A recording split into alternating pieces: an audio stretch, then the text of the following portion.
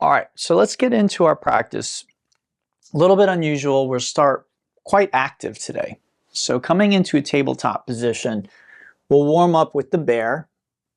And so what we'd like to do is just give everything a good wake up stretch. And then when you're done with that, the down dog. Okay, and we're just, again, this might be your first move of the day. So we're just saying hello to everything, getting everything to start moving. Now make sure you know your left and right. And what we'd like to do is bring the left foot forward. We bring the right knee all the way to the ground. Now pad that knee if it needs it. Okay, so a towel or blanket or something other.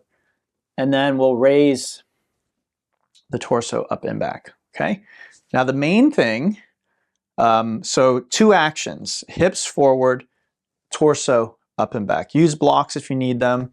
You could just have your hands on your thigh or your hips or whatnot. Now the main thing we want to feel is a stretch here. Now that may not feel very good, but I think all of you have practiced with me enough to know that that's not the criteria we use for if something's appropriate or not. You know, very much in line with things like eating broccoli or spinach, or you know, not indulging in tons and tons and tons of chocolate cake. We have to get to the point, and I think most people understand this when it comes to diet to a degree. Honestly, if most Americans really understood this, our overall health would be a lot better. So again, I hate to be the bringer of bad news, and it doesn't help you win any popularity contests, in case you're wondering. So my job is challenging because it is trying to make people aware of just how difficult it is to navigate modern life and remain happy and healthy. It's really a challenge. If you've been doing that, good for you. That could mean a few things. One is maybe you just got lucky. You just happen to like things that are actually good for you. That's awesome. Oh, I love vegetables. I love exercising. I love doing yoga. Like, great. That's awesome. But you're not most people. Most people maybe learn to love those things, but they don't start off loving them. Most people, your average person, likes drinking. They like a lot of sweets. They like eating foods that have been engineered in a laboratory to taste really good, but basically have very, very poor nutritional content. So it tastes, your body is telling you, oh, you're getting the best nutrition because it's tricking your brain. But what's actually going in is just garbage. So again, most people don't like hearing that. They don't want to hear that. They want to think or believe or hear that, well, what I like is serving me. It's making me healthy. It's good for me. But unfortunately, that just isn't the case. So I think most people are more cognizant of this when it comes to food. We know that there are foods we should eat, foods we shouldn't eat. And we often understand, because when it comes to our children, we're very often a little more, we might do for them what we won't even do for ourselves, right? Let's switch sides.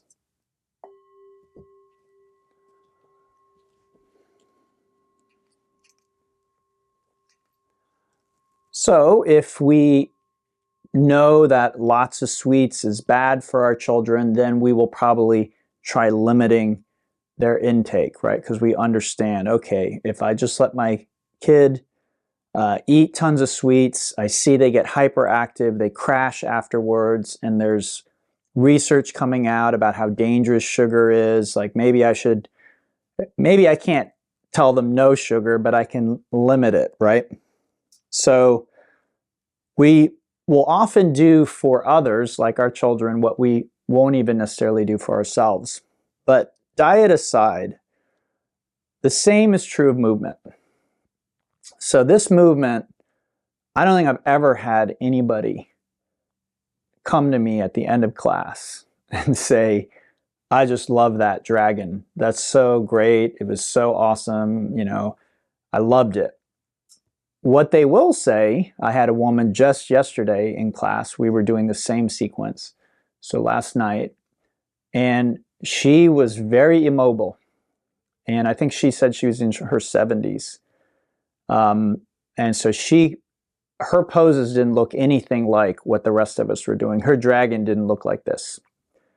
She imitated it as best as she could. I went and checked on her, made sure she felt okay. She was feeling the right stretch, but she was feeling it in a very modified form because her body didn't need to go as far to feel the stretch. She felt the stretch almost just by moving her body. Almost every move for her is a stretch. And she got to that place because, again, most likely, not moving enough, not moving in the right ways, not moving in healthy ways. Because in our country, oftentimes movement comes in the form of sports.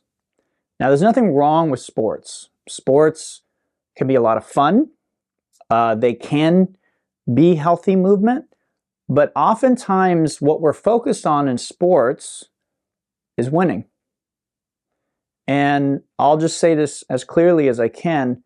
Winning a sports match does not necessarily align with what you need to do to make yourself healthy. Okay? So a lot of us see athletes and we might think, oh, well, they're healthy and they do this sport, so I'm going to do this sport, I'm going to get healthy. But it doesn't really work like that.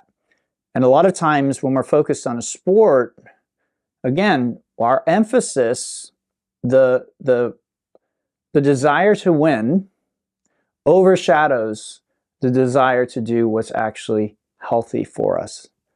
So sports, not necessarily the best choice of movement. All right, let's go ahead and come on out of that. Go ahead and rest on your back for a moment. That's our rebound. So take a breather. Again, I'm teaching, I'm not practicing, so don't expect me to do everything. Usually in these classes, I'll demo the postures. I'll sort of do them with you, but my practice is at another time. I don't, this isn't my yoga practice. So whatever I'm doing in the class is to demonstrate. So just take a few breaths, allow yourself to relax. And then we'll pull the legs in, give them a little squeeze, shake off as much as we can any lingering discomfort or stiffness or whatever might be going on with you. And then let's go ahead and hinge up to seated. And we'll come into our next posture, okay?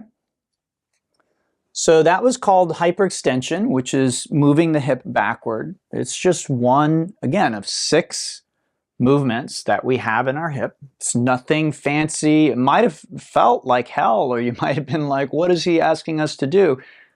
It's a natural human movement. It's a basic, fundamental movement that humans should be able to do.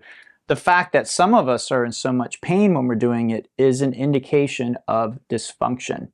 It's not an indication of a hard pose, okay? And that's what, again, one message I want to get across to you is many of us in this country, we have so much dysfunction in our body that things that should be normal and relatively easy feel like someone is trying to torture us or kill us or do something. Okay, so keep that in mind. Did we do both sides? Could someone let me know? I have a feeling maybe I skipped the other side. Did we do both sides? Matt? Yes. Okay, thank you, Michael. Just wanted to double check. All right, so we're stretching here, the back of the right thigh, hamstrings. Feel free to support forearms, forehead as necessary. And again, just let your upper body relax. So just let gravity take over.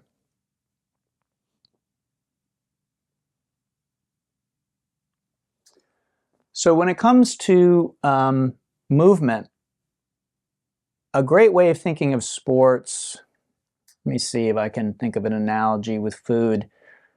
Not necessarily dessert, because dessert I think is something else, but maybe that's not a bad way of thinking of it. Dessert is something we do because we enjoy it. Because it may not be the best thing for us, but we get pleasure from it. So even someone who is super health conscious, they might still have dessert. They might still treat themselves every now and then. I know I do. I know really how harmful sugar can be, and yet I will still go out on an evening and have an ice cream because I enjoy it. I know that it's not the best thing for me, but every now and then a little treat, you got to live a little bit.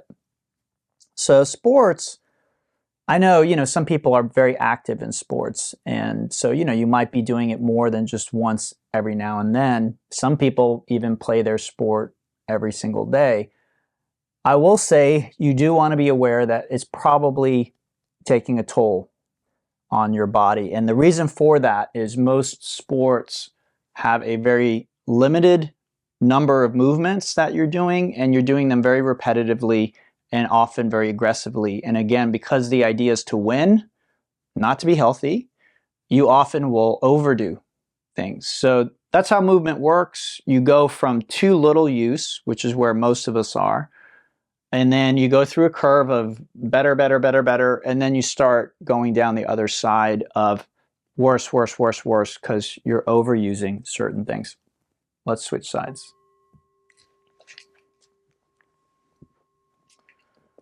So it's important to be, again, mindful of that, because what we tend to see in America, again, is the majority of us are not moving enough.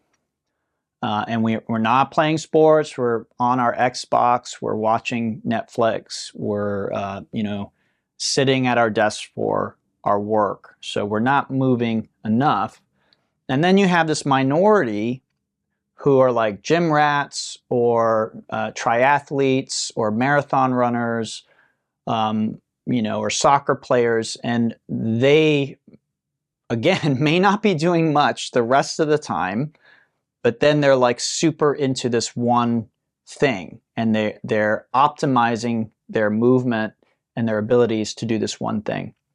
Now, again, I'm not here to tell anybody what to do or to judge anybody. Again, you may get so much pleasure from playing soccer that you're like, that's the only reason I want to live, is to play soccer.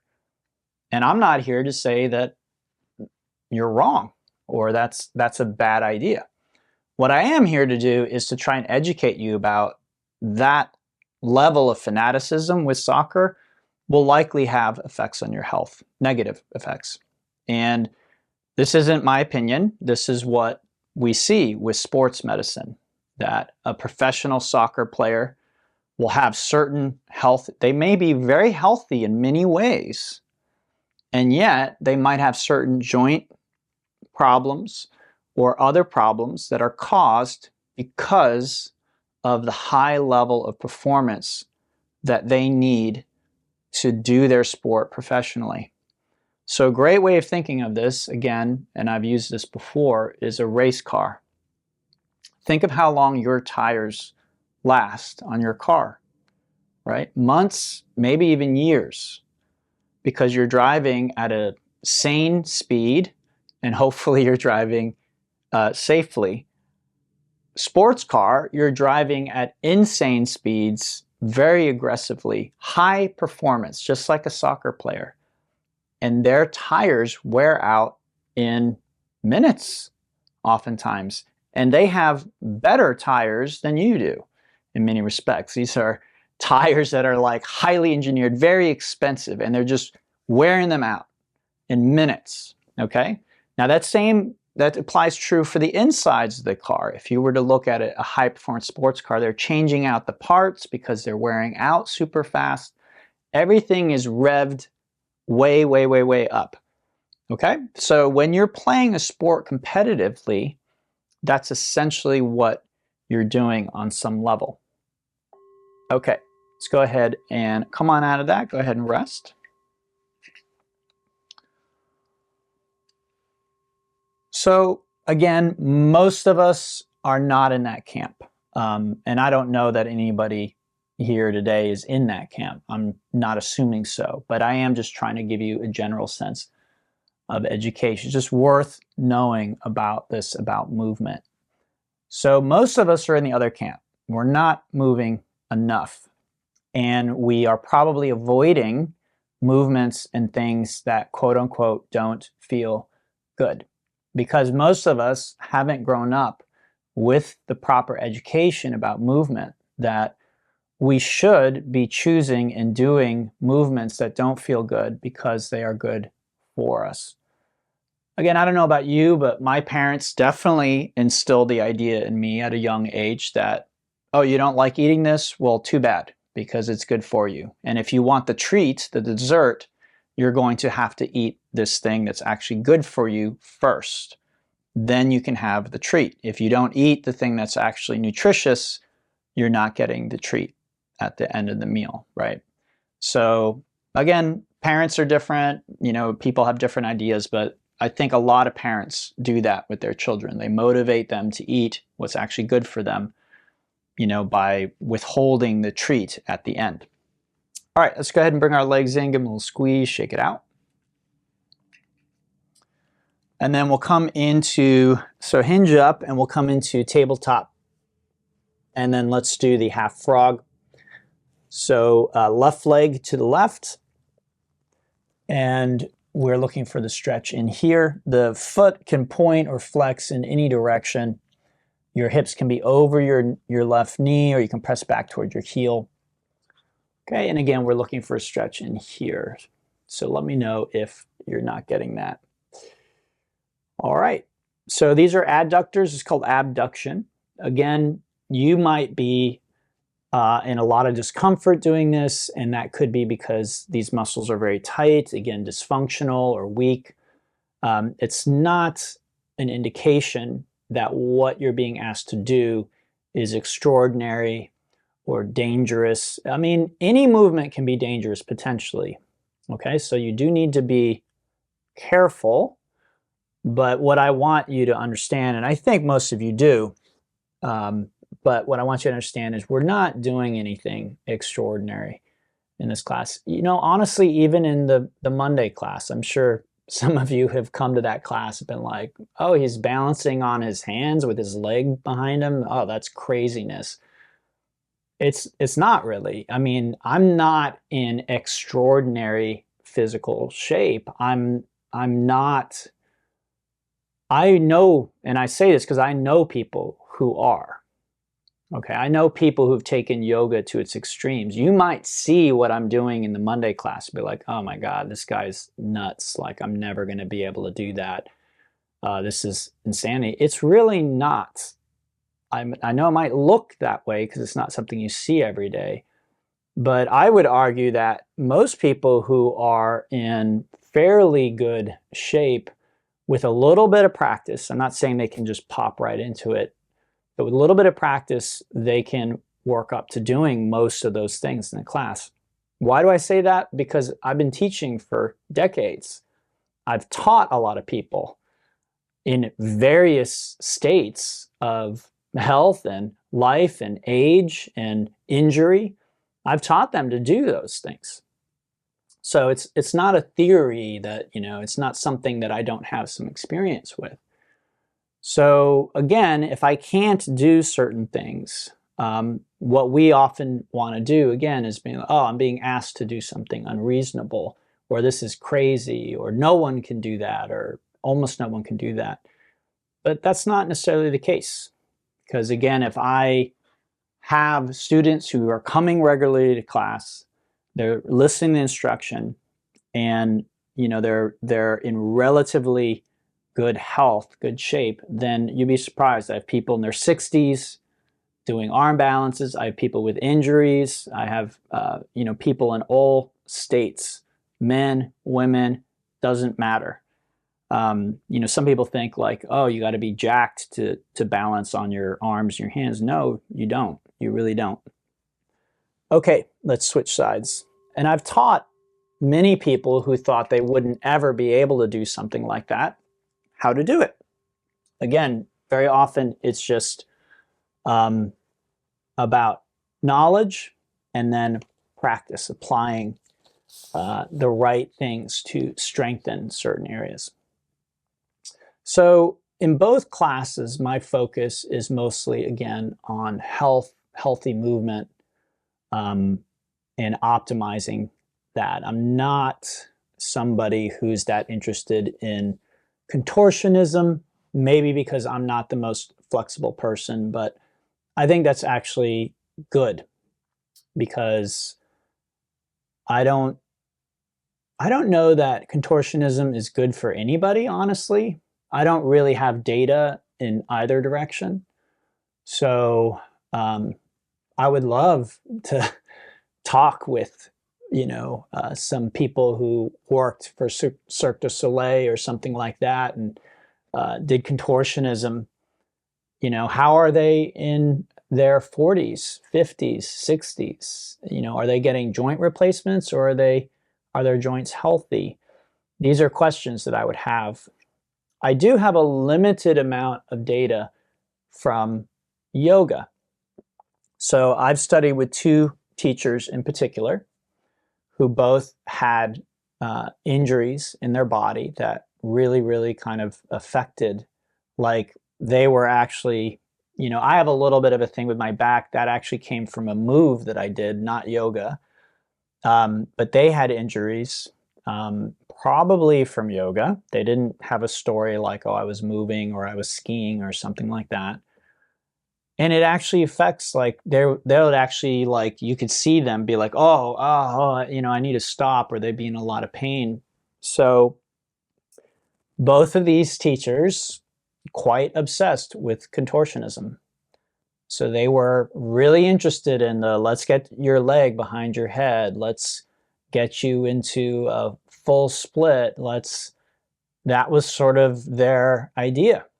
Now, from what I've seen, and again, I just have limited data, I don't know that the costs and benefits of that are worth it. Once you start to get into those extremes, it's the same as with sports, in my opinion. Once you're starting to push beyond what most people can do, sure, you might be able to do it, but there also might be a cost that isn't evident right away. So I have a student who comes regularly, and he was a professional ball player when he was in his 20s. And he now is in his 50s or 60s, I don't remember. But he is still dealing with what he did to his body in his 20s. So he is trying to heal damage and wounds that he did to himself by playing ball competitively when he was in his 20s. So again, just trying to educate about, and this may also, if you have children or things like that, how you guide them. I'm not saying you'd be like, oh, don't play sports, but just let them know because this gentleman had no idea what he was doing to his body. No one had told him about that. All right, let's go ahead and come on out of that. Just rest for a moment. So it's interesting because when we're in school, most of us have physical education. I know I did. I heard, in some schools they get rid of that because they want you to study more. They get rid of music, they get rid of physical education. But I had it, and I gotta say, I didn't learn any of this in physical education. Physical education was basically like a little more structured recess. We were asked to, do certain things, play a sport, whatever it is. There was a coach or a teacher there. But it would have been very different for me, my life, if someone had actually educated me about this stuff, the things that I'm trying to share with you. So I don't know the state currently of schools and education in that regard, but I would probably guess it hasn't changed very much. All right, let's go ahead and and come on up, bring those legs in. And we'll come up to this position and do the shoelace next.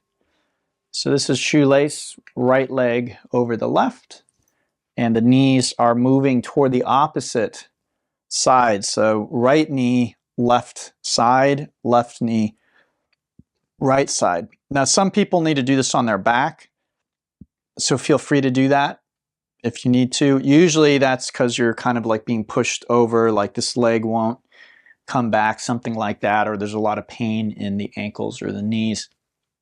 Otherwise, you can just come forward and down. You should feel a stretch out here. Those are the gluteals, and that's where most people are going to feel it in their abductors, because we are adducting the hip here. So movement, it is vital for our health, for our well-being. I'm reading a book right now by another doctor, Dr. Peter Attia. It's called Outlive. And he shares in that book about how if you want to do certain things in later life, like open a jar of peanut butter, put a, because some people, they're focused on retirement. And they're like, when I'm retired, I'm going to travel. I'm going to do all this stuff that I want to do. And they don't think about what they actually need to do to have the health, strength, and mobility to do those things. So you might love skiing, and you might be thinking, when I retire, I'm just going to ski and ski and ski and ski.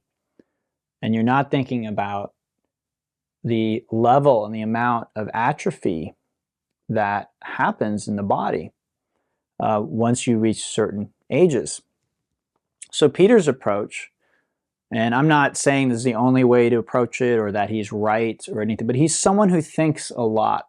He's a doctor, and he's seen the effects of senility and age on people's bodies and what it does to them. Okay, so that's why he's sharing. He's a lot like me, that it's, you see the effect of something, and that motivates you to try and educate and to share with other people.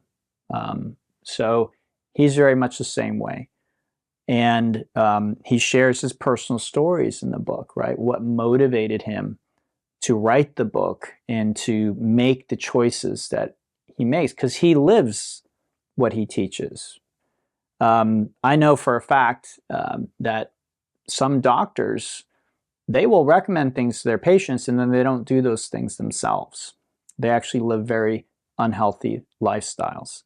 So they just have a kind of like, well, you got this, okay, you should do this. But then they themselves may not actually be doing those things, not practicing what they preach. Let's switch sides. So Peter's not like that. He's someone who questions things, he's not afraid to ask questions, to try and figure out, what's going on. He's a tinkerer like me. He'll experiment with different diets and different movement patterns and exercises. I'm exactly the same way. But what he says is, if at 65 or 70, you want a certain amount of strength, then you're going to need to build your strength when you're younger, because what tends to happen is your strength will decline by a certain percentage as you age, pretty much unavoidably. Even if you're still trying to build strength and maintain strength, it's a challenge in a later part of life. So you want to build up your health and strength as much as you can while you're healthy, and then you're able to maintain that much easier.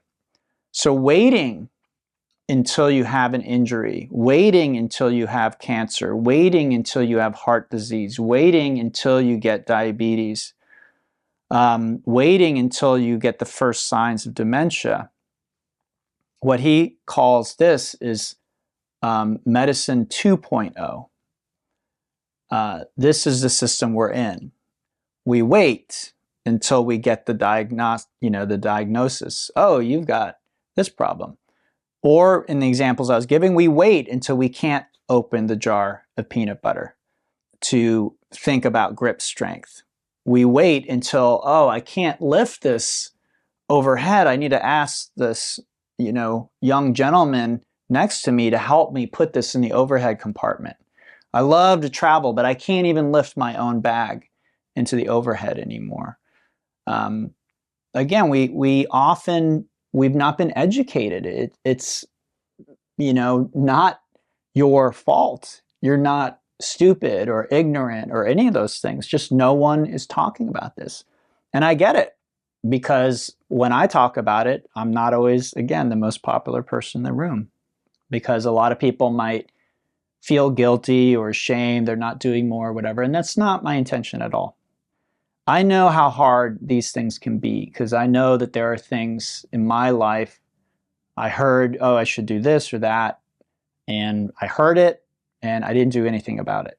So again, my only intention is to share information, hopefully maybe inspire you a little bit.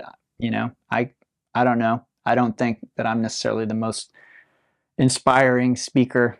You see these great TED Talks and stuff and you hear people, but hopefully through education, mostly through telling you about the benefits, hopefully that can be enough to inspire you to move more and to move in the right ways.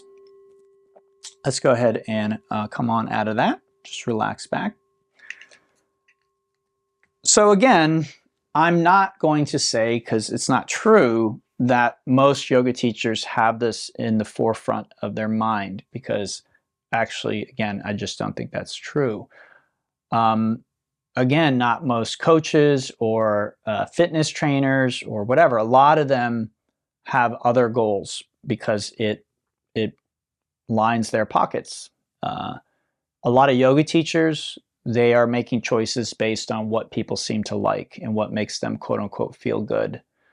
And I get it. Again, I'm not here to criticize. I'm just telling you that that's the case. But a lot of what I do is inspired by helping to sort of undo what's happening to us in modern life. Okay, let's come into a tabletop. Give everything a little stretch. Again, this is the bear pose, and then the down dog.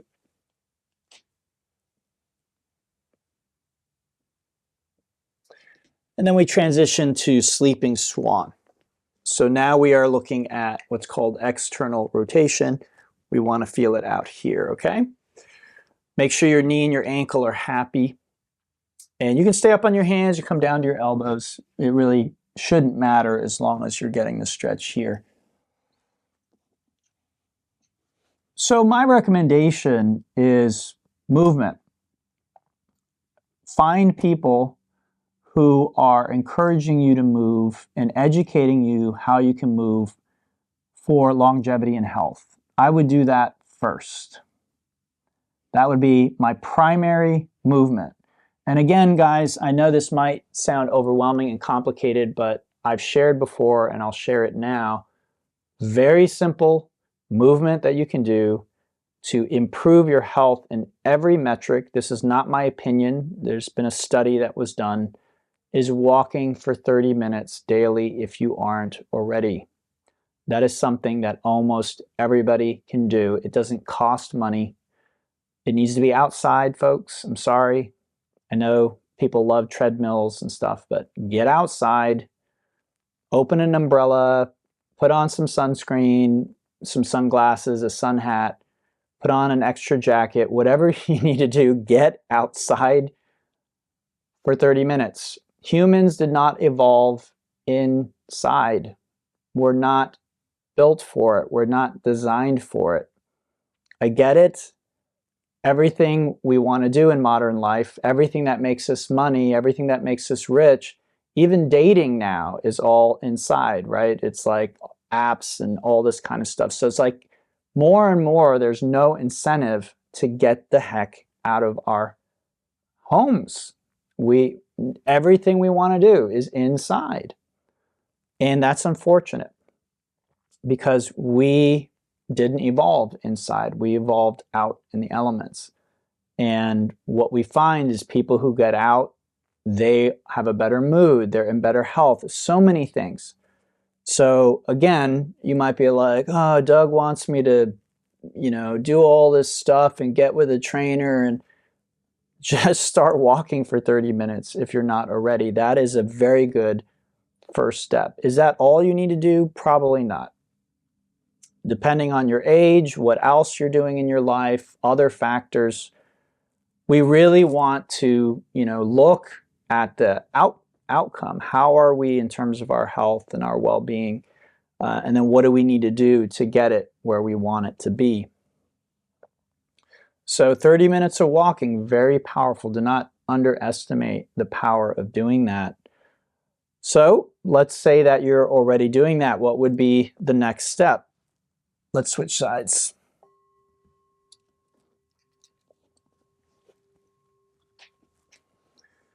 Well, I think, and I'm biased obviously, so feel free to explore other options, but the 2 classes that I teach here online for Brightfire, those are great choices. This one focused more on stretching, and then the Monday class is going to be more strengthening for the muscles. So this is more about your joints and stretching muscle, and then Monday is going to be more about strengthening muscle, and we aren't trying to really work the joints so much. It's more about loading muscle, not loading joint. In yin, we're loading joints in a safe way so that the joint can be stronger, because healthy joints are really important. Again, if I think about retiring and playing golf all around the world because I love golf, well, I need to be able to move. And if I'm in too much pain, I'm not going to enjoy that trip, right? So I'm not focused on retirement, but some people are. That's sort of their light at the end of the tunnel. Oh, if I just work, if I put my nose to the grindstone and I work and work. But if you're not taking care of your health, then when you do retire, you're going to be in so much pain that you may not be able to enjoy the retirement at all. So walking, great choice, and then adding these 2 classes or something similar. But again, I would be careful, and I'm not just saying this, but be mindful about who you study with or take with. And again, I would look for somebody who maybe is more focused on health and longevity than performance. And again, you can have performance goals too. So if you're like, I just love weightlifting and I want to compete, okay, cool. That's a separate box. That is your performance box. And you, again, are probably maybe even hurting your health by driving up performance. It very often is the case. So just be aware of that, because again, I think often we see athletes as, well, they just must be in perfect health. Not necessarily. And again, I have this example of the student of mine who's still trying to heal the damage that he did when he was in his 20s by playing professionally. Okay, so we just need to be aware of that. The higher my performance is, at a certain point, I may actually be taking away from my health.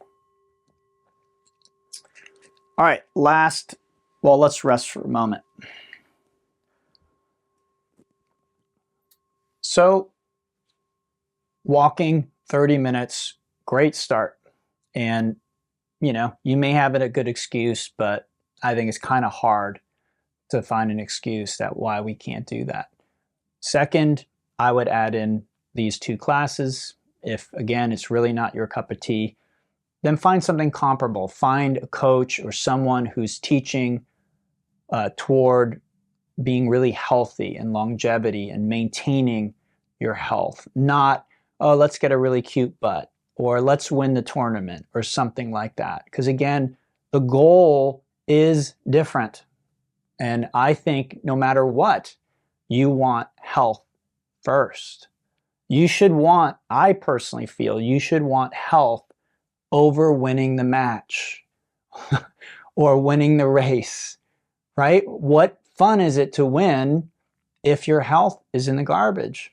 Now, again, everyone makes up their own mind, and I'm not here to tell you that that's a stupid choice. If you're like, no, Doug, I don't care if I'm in the hospital after I win, I want to win. Okay, that is your choice. Okay, let's bring our legs in, give them a squeeze, come up to seated, and then we'll do this, which is the half saddle. Now, today we're interested in rotation, so the further my tibia, it's called your tibia, this is your femur, the further my tibia comes from my hip, the greater the rotation. Now, you're at your limit when your hip begins to lift. So if I go here, it looks like, oh, wow, he's gone really deep. No, because I'm lifting my hip up. So my limit is probably right about here. We don't want the knee. We don't want the ankle. You may or may not feel it here, okay? So if you feel it here, awesome. If you don't, awesome. This is a pose that doesn't have necessarily a strong stretch. You can stay up or you can lower back onto your back. Choice is yours. If you lower back, you may feel a stretch here. You may also feel a little bit in your back, but don't worry about the stretch today. What we're interested in is rotation, and this rotation doesn't usually come with a lot of stretch. It's just kind of the way that it is. All right, so walking 30 minutes, yoga a couple times. Again, one focused more on your joint health, the other focused more on, dynamic movement, using the muscles. And then the next thing I would add is probably resistance training. So using weights, and given the research that I've done on it, I recommend that you use resistance bands, not weights. So a lot of people assume that, lifting heavy weights, that's the best way to do resistance training. And these things can change. So I'm just sharing with you the latest information I have and what I also am personally exploring. So I've learned about the importance of resistance training, especially, again, one of the greatest predictors of our health as we age is muscle mass, maintaining muscle mass, building muscle mass. So in a sense, the more healthy muscle we have going into old age, the better those old age years are going to be. That's what the science is pointing us to.